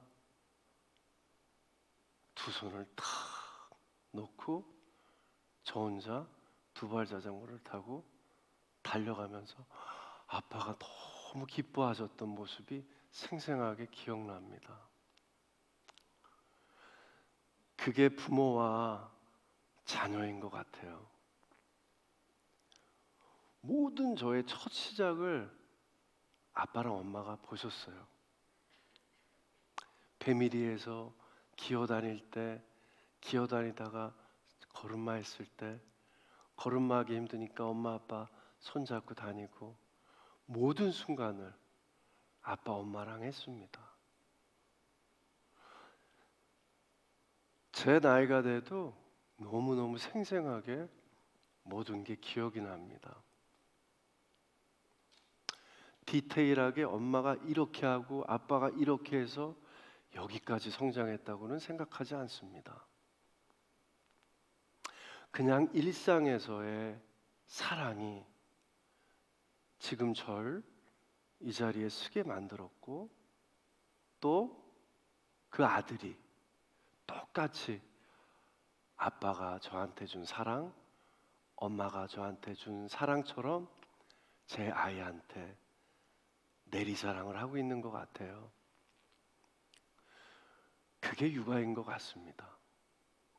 얼마나 아빠로서, 엄마로서 책임감을 가지고 이 귀중한 아이와의 하루하루를 지내느냐. 약간은 추상적일 수 있어도 저는 이게 정답이라고 생각합니다. 어머니 아버지가 어렸을 때 어디 나가면, 우리 아들은 사춘기가 없었어요. 우리 아들은 참 아빠 엄마 말을 잘 듣고 큰 것 같아요. 그 말이 그렇게 좋았었거든요. 그 말이. 그런데 저도 엄마 아빠가 우리 아내랑 돼서 아이를 길러보니까 저가 그래도 잘 자랄 수 있는 건, 잘 자랄 수 있었던 건 바로 아버지 어머니의 그런 사랑이었던 것 같아요. 그리고 그런 기다림이었던 것 같아요. 아빠가 되니까요, 결혼해서 우리 부부가 얘기할 때보다 아이가 태어나니까 말투부터 변하게 되더라고요. 서로 말을 이쁘게 하려고 하고요. 좋은 행동을 하려고 하고요. 이게 영화로 비교하자면요, 연기자가, 배우가 어떤 역할을 맡잖아요. 그러면 굉장히 몰입해서 연기를 합니다. 거의 빙의를 하는 거죠. 영화가 다 끝나고 마침표를 찍었음에도 불구하고 그 캐릭터의 여운이 남아 있어요. 너무 오랜 기간 집중해 있었고 오랜 기간 준비했기 때문이죠. 그런데요, 이 캐릭터한테 배우는 게 너무 많아요. 인생을 살다 보니까 많은 가르침이 저희에게도 삶의 굉장히 위대한, 풍요로운 그런 지혜가 됐지만, 사람을 통해서 얻는 지혜만큼 최고의 지혜는 없다고 생각합니다. 그 중에 저희 부모님이, 여러분의 부모님이 해주셨던 사랑을 생각하면 여러분들 아직도 가슴이 뭉클하실 거예요. 저도 우리 아빠가, 우리 엄마가 최선을 다해서 저희 자식들을 사랑해 준 것처럼 저도 똑같이 아빠, 엄마가 우리 누나랑 저한테 그랬듯이 최선을 다해서, 그리고 이런 귀한 선물을 주신 하나님께 너무 감사하면서 바르게 잘 교육을 시키려고 합니다. 이런 마음의 중심이 진심이 돼서 아이들에게도 통하는 것 같더라니까요. 우리 민준이 같은 경우에는 아들 자랑 하고 오지 말라고 마누라가 그랬는데 진짜 7살 같지 않고 말하는 게 진짜 어떨 때 깜짝깜짝 놀랄 때가 있습니다. 아이가 참 따뜻해요. 그리고 둘째가 생기면은 질투를 하고, 뭐 아이들이 이렇게 별로 나이 터울이 없으니까 많이 싸우고 그런다는 얘기를 많이 들었는데 저희 애들은 그런 게 없더라고요. 우리 막내딸 민서는 민준이가 그냥 옛날 그 영화 보면은 자식이 9이고 막 10이고 그랬는데 큰애가 애기 안고 막 이러고 다니는 드라마 같은 거 어렸을 때 보면서 자랐거든요. 제가 드라마 보면서 설마 했는데 우리 민준이가 민서를 그렇게 애끼고 사랑하더라고요. 사실 연기가 가장 빨리 느는 게 좋은 배우의 영화를 많이 보는 거거든요. 근데 아이를 보니까 아빠 엄마를 보면서 배우더라고요. 아빠 엄마가 하는 말, 아빠 엄마가 하는 행동, 아빠 엄마가 가지고 있는 생각까지 배우더라고요. 그래서 아이를 기르는 동안 아빠 엄마도 성숙하게 되는 것 같아요. 아주 귀한 시간을 보내고 있는 것 같아요. 그래서 육아 또한 하나님이 주신 정말 큰 사랑이 아닌가, 큰 선물이 아닌가. 저도 아이를 통해서 배우는 게 굉장히 많습니다. 여러분들 지금 뭐 육아를 두려워하시는 분, 아이 때문에 돈이 많이 들어서 아이를 안 갖는 분 계시다면은 말씀드리고 싶어요. 정말 최고의 행복을 놓치고 있는 거라고 생각합니다. 어르신들이 말씀하시잖아요. 아이들은요, 아이들 복을 가지고 태어나는 것 같아요. 저는요, 진짜 확신하는데요. 저희야 벌이가 똑같습니다. 벌이야. 모든 아빠들이 그렇듯이 그거에 맞춰서 생활을 하는데 정말 어르신만 말씀들이 다 맞았어요. 아이들이 태어날 때마다 모르겠어요. 책임감 때문인지 몰라도 항상 애기 먹을 거, 애기 기저귀 값은 생기더라는 거죠. 경제적인 거 생각하지 마세요. 여러분, 행복을 놓치지 마세요. 아기 갖는 거를 두려워하지 마세요. 세상에서 제일 행복한 겁니다. 하나님이 주신 가장 위대한 선물입니다. 마지막으로요, 제가 가장 존경하고 위대한 스승, 저한테는 굉장히 큰 스승님이신 임권택 감독님께서 주례를 보셨는데 그때 이제 몸이 좀 많이 안 좋으실 때 이제 주례를 보셨어요. 연세도 계시고. 그래서 이제 주례를 볼 때 이제 기침만 90%였거든요. 신랑 신년 신부 긴경. 그래서 하객들이 표정이 다 굳었어요. 기침만 하시니까. 그리고 딱 이런 말씀을 해주셨어요. 주례사입니다. 애기만이나 애기가 이거야 이러고 박수 끝나고 한 게 제 결혼식이었어요. 맞는 것 같아요. 맞는 것 같아요. 우리 아빠 엄마도 그랬듯이 저도 그랬듯이 하늘에서 주신 큰 행복을 누리시기 바라고요. 또 아빠 엄마로서의 그런 책임감 잊지 마시고 변화되시고 거듭나시고 감사하면서 행복하게 아이에게 행복을 고스란히 전달하는 아빠 엄마가 되셨으면 좋겠습니다. 저도 그런 아빠가 되기 위해서 끝까지 노력하고 사랑 많이 해주는 아빠가 되겠습니다. 긴 시간 늦은 시간 함께 해주신 여러분들께 우리 강연자님들 대표로 제가 마지막이니까 다시 한번 감사 인사드리겠습니다. 고맙습니다. 왜 오는 거야? 명렬하게.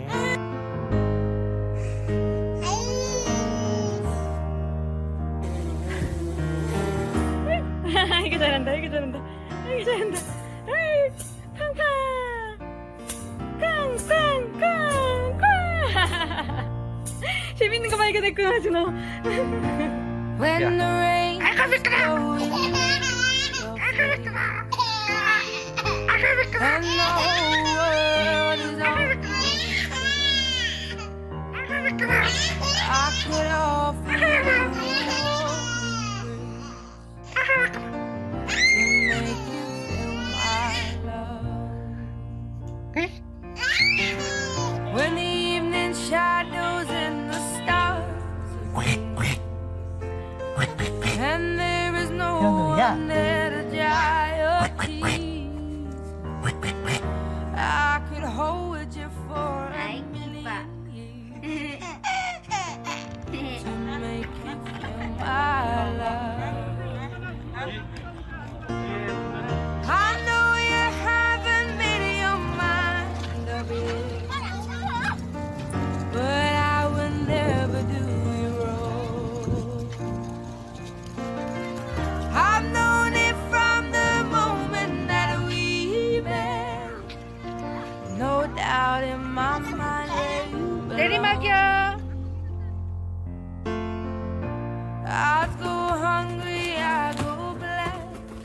막는데 I go rolling down the avenue. No, there's nothing that I wouldn't do to make you feel my love. 아빠 다시 하자.